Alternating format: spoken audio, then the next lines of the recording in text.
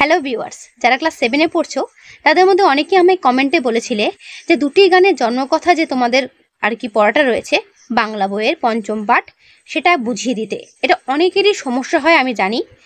বেশিরভাগ স্টুডেন্টই এইটা ভালো করে বুঝতে পারো না যে এই দুটি গানের জন্মকথা পড়ার মধ্যে কি বলতে চেয়েছে, তাই না? তাই অনেকে এটা স্কিপ করো অথবা পড়তে চাও না বা ভালো লাগে না। আজকে আমি যা বলবো, যদি ভিডিওটা প্রথম থেকে শেষ পর্যন্ত ভালো করে শোনো তাহলে প্রত্যেকেরই কিন্তু এই পড়াটা নিয়ে কোনো প্রশ্ন থাকবে না, সবারই সমস্ত প্রশ্নের উত্তর পাওয়া হয়ে যাবে।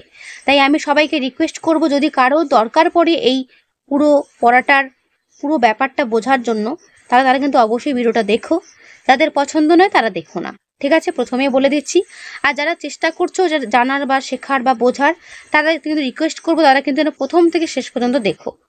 চলো শুরু করছি দুটি গানের জন্মকথা। দেখো এখানে দুটি গান বলতে একটি গান জনগণ মন অধিনায়ক জয় হে, আরেকটি গান আমার সোনার বাংলা আমি তোমায় ভালোবাসি। তো এখানে দুটি গানের আত্মকথা বা জন্মকথা বা কিভাবে গানগুলো সৃষ্টি হলো বা গানগুলো কিভাবে তৈরি করা হলো, কবে হলো, এই ব্যাপারই এখানে ডিটেলসে বলা আছে। আমি আর কবিতায় যাচ্ছি না, মানে গানটাতে পড়ছি না। আমি শুধু তোমাদেরকে বলে দেব যে এখানে কবি বা যে এটা মানে কি ছাপিয়েছেন বা করেছেন তিনি কে, মানে কি করতে চেয়েছেন বা কি বলতে চেয়েছেন সেটাই তোমাদেরকে আমি বলবো। শোনো, জনগণ মন অধিনায়ক জয় হে গানটার যে পাণ্ডুলিপি সেটা কিন্তু এখনো পর্যন্ত কোথাও পাওয়া যায়নি, ঠিক আছে? কবে, কোথায়, কোন উপলক্ষে গানটি যে রচিত হয়েছিল তা এখনো জানা যায় না। তবে গানটি প্রথম 1911 সালের 27শে ডিসেম্বর কংগ্রেসের 26তম বার্ষিক অধিবেশন উপলক্ষে কলকাতাতে প্রথম জনসমক্ষে এটা গাওয়া হয়েছিল। 1338 সালের মাঘ মাসে তত্ত্ববোধিনী পত্রিকাতে গানটিকে ব্রহ্মসঙ্গীত বলে পরিচয় দেওয়া হয়, কিন্তু এটা কবে কোথায় হয় সেটা কিন্তু জানা যায় না, ঠিক আছে? 1919 সালে রবীন্দ্রনাথ ঠাকুর থিওসফিক্যাল কলেজে গানটি গেয়েছিলেন এবং এর নামকরণ করেছিলেন the morning song of India. এরপর 1930 সালে রবীন্দ্রনাথ রাশিয়ায় পায়োনিয়ার্স কমিউনের অনাথ বালক বালিকাদের সামনে গিয়ে এই গানটি কিন্তু গেয়েছেন।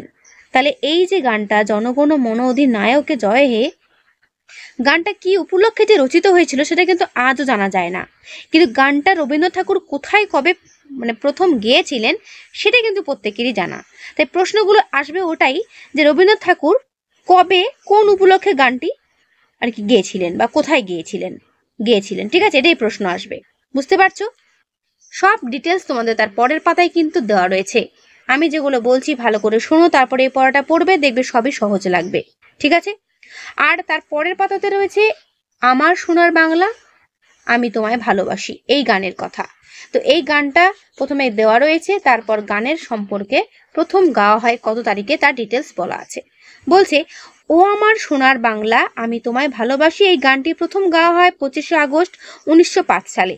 গানটি রচনা প্রসঙ্গে সরলা দেবী তার জীবনের ঝরাপাতা গ্রন্থে বলেছেন যে রবীন্দ্রনাথ চুঁচুড়ায় থাকাকালীন মাঝিদের গানের সুরে শব্দ বসিয়ে গানটি নাকি তৈরি করেছেন।